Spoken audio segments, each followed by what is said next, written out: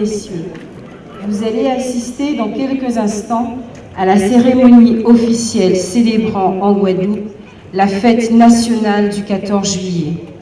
Cette cérémonie est présidée par Madame Virginie Claes, secrétaire générale de la préfecture de région. Cette année, elle revêt un caractère tout particulier en raison de la crise sanitaire qui a sévi et sévit toujours dans notre pays. Le président Emmanuel Macron a souhaité que la nation rende hommage aux soignants qui ont fait preuve de courage et de sacrifice pendant la crise du coronavirus.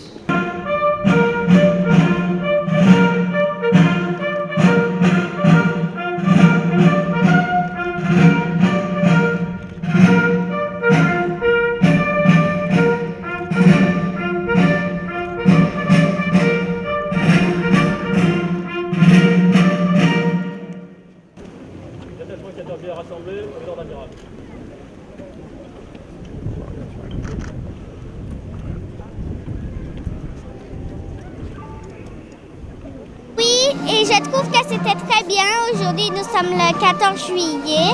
Aujourd'hui, c'était la fête nationale. J'étais très heureuse. Je félicite à tous ceux qui ont y participé. La police, les pompiers, la gendarmerie, tous ceux qui y ont participé. Oui, j'étais très heureuse et je suis très fan des militaires aussi. Oui, je vais toujours être là. Oui, j'aime tout le monde. Je dis bonjour à les pompiers, à les gendarmes, à tous ceux qui sont dans les groupes de policiers, tout ça. Oui, c'était une première fois que nous organisions, moi en tant que maire, ce défilé, puisque c'est Bastien qui accueille. Ça s'est très bien passé. Et puis c'est vrai que le fait que les soignants ont été aussi mis en valeur est pour moi quelque chose de particulier. Oui, bien sûr, ce sont des moments où on fait abstraction de toute velléité politique. C'est un moment de recueillement, c'est un moment de mémoire. Et tout le monde était rassemblé ensemble pour remercier. Et tout à fait, c'est une mode maintenant. Le 14 juillet au niveau national, ça a été pareil. Tout ce qui tournait autour de la santé publique, à la fois les hôpitaux, le SAMU, la Croix-Rouge, toutes ces personnes ont été remerciées parce qu'ils ont joué un rôle extraordinaire pendant ce confinement et pendant cette crise du Covid.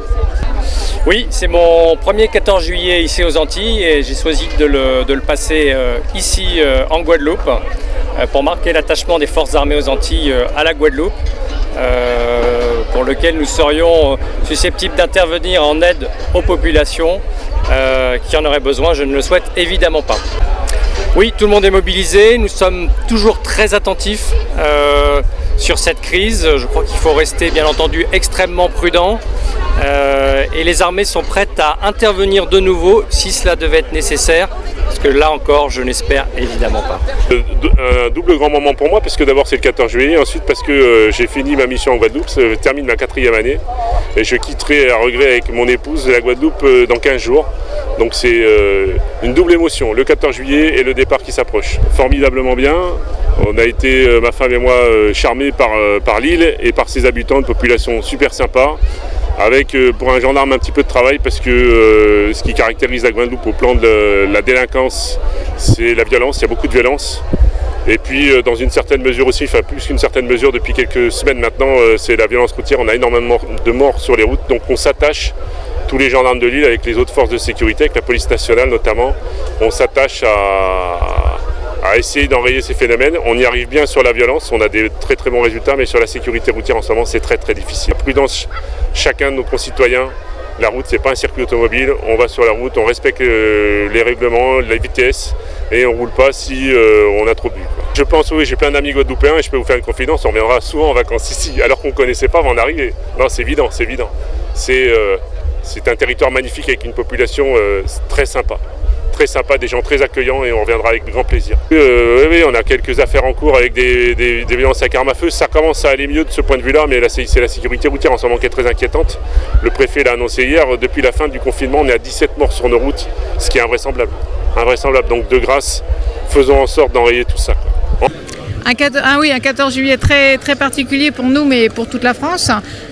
L'occasion de remercier et de mettre à l'honneur toutes les forces vives de notre pays qui ont contribué à lutter contre cette épidémie de coronavirus, toute quelle qu'elle soit, civile ou militaire, et une belle union, je trouve. Et bien sûr, heureusement qu'ils étaient là, tous, aussi bien les bénévoles d'associations que les soignants, que les associations de sécurité civile, que les militaires, que la police, que les pompiers, que le SAMU. Ils étaient tous là, tous au rendez-vous pendant des semaines et des semaines, de confinement ou de pas confinement. Ils sont encore là aujourd'hui parce que la lutte n'est pas terminée. Le coronavirus circule toujours, et y compris en Guadeloupe. Donc ils étaient tous là, ils sont encore tous là, et c'était vraiment pour moi un grand moment d'émotion. Bah, manifestement oui, manifestement oui.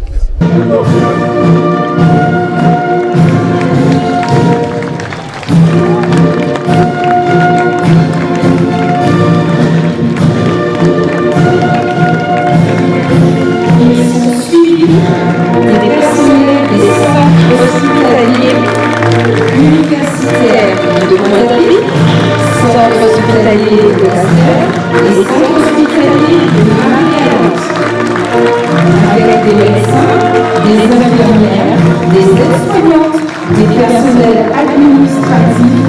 Tous se sont également mobilisés pour prendre en charge les patients atteints du Covid, les patients habituels et leurs familles.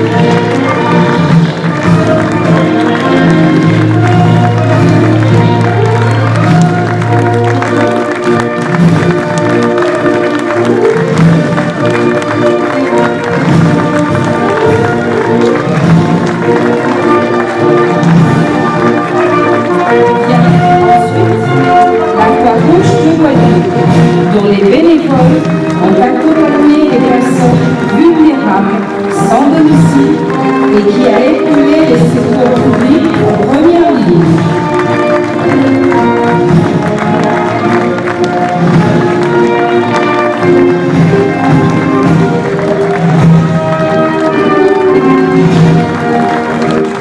Suit l'association départementale de protection civile de Guadeloupe, dont les bénévoles ont apporté un soutien logistique aux personnes